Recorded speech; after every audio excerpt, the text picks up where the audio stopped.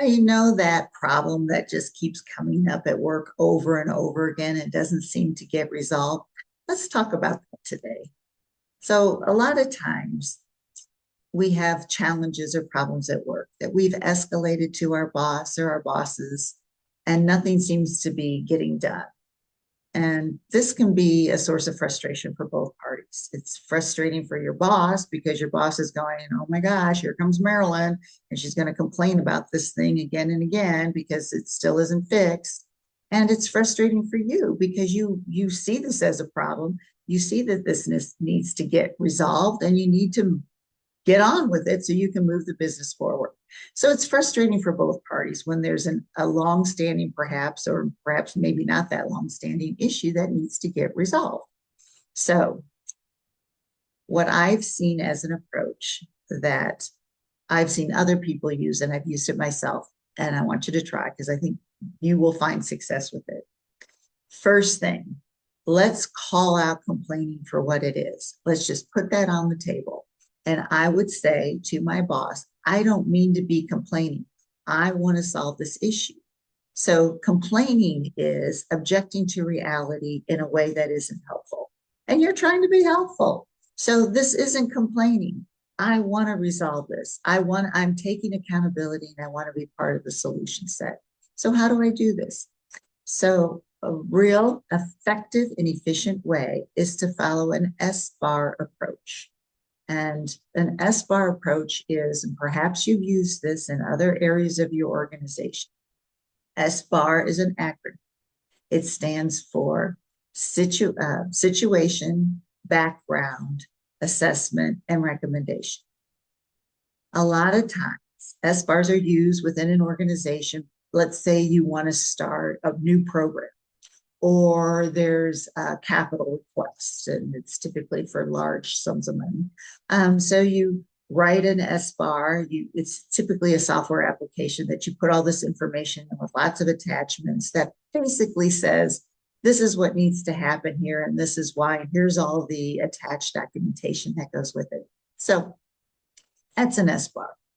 But if we take an S-bar approach to solving problems or escalating problems to our leadership in order to get them resolved because we need help or money or funds or something, a process to change, whatever it may be, I like to also take this S-bar approach, but I think of it a little differently. So the situation is, what's the problem? Okay, the background is, here's what's happening. The assessment is, this is the impact to the business, or this is the impact to the organization while this problem is still in place. And then the recommendation is simply, here's what I'm proposing we do. So it's more of a mindset to get to talk through the issue so it doesn't come off as complaining. And I'm not saying that you meant for it to come off as complaining, but when our leaders don't have an actionable course at the ready, it can sound like complaining because we keep bringing the same thing up over and over and over again. And you know what it feels like when your staff brings things up to you over and over and over again without an actionable course of action, course to take. So what we want to do is try this on. Let's just see how it works. And it'll become more and more fluid the more you do it. And this is something that you're also going to want to teach your teams, so that when people come to you with problems or situations, they present it in more of this succinct, effective approach, like get to the point, because you're also bringing forward a remedy, a course of action that you would like to try, and perhaps you need approval with in order to course correct.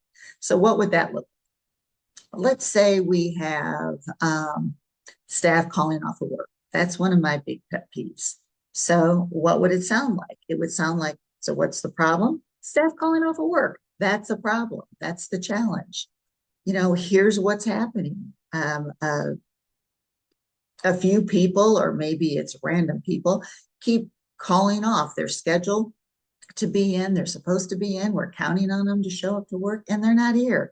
This has been happening more frequently, or it's been happening over a longer period of time. But this is what's happening, and it's causing undue hardship on the rest of the team. So the organizational impact, or how does this impact the business, is we have more overtime. The people who are here have to stay longer because they have to cover additional shifts, perhaps. And it's causing disruption in the delivery of our service. It's causing dissatisfaction for our customers. These are all business impacts because we have staff calling off of work. And so this is how I'm experiencing this at my level.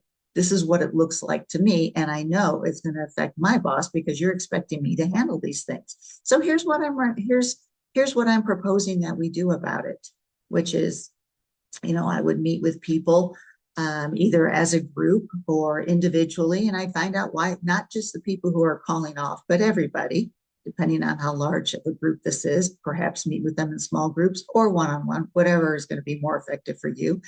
And I would find out what's at the root cause of this. Do we need what obviously needs to change in order to solve this? Is it a scheduling issue?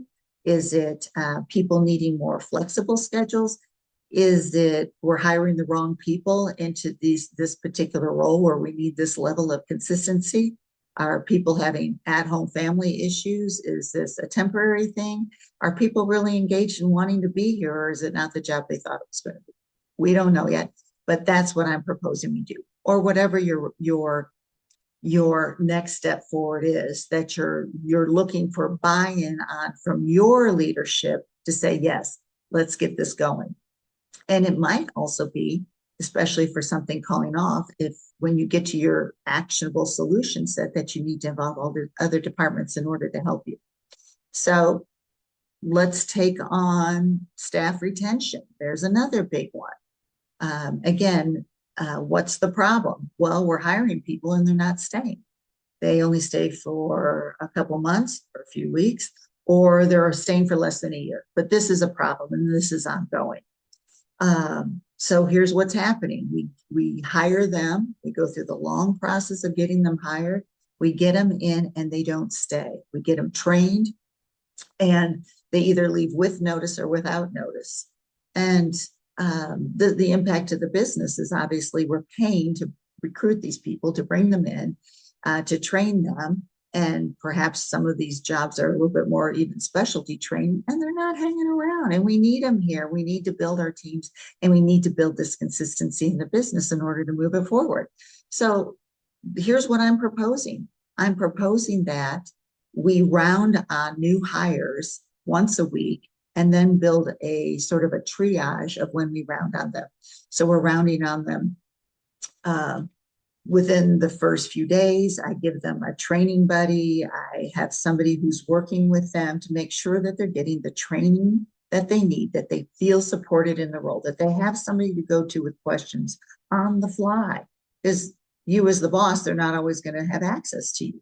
So in this way, so the more you do this, the more comfortable you're going to get with it, obviously. And it's also something that you can train your team to speak through also. Very quickly, take me through it. What's the problem? Here's what I see happening. The impact to the business is this, and here's what I'm proposing. In this way, when we bring this forward in a more professional way, it says to your boss that you understand what's happening here, that you understand what's happening, what the implications are, the consequences and the challenges.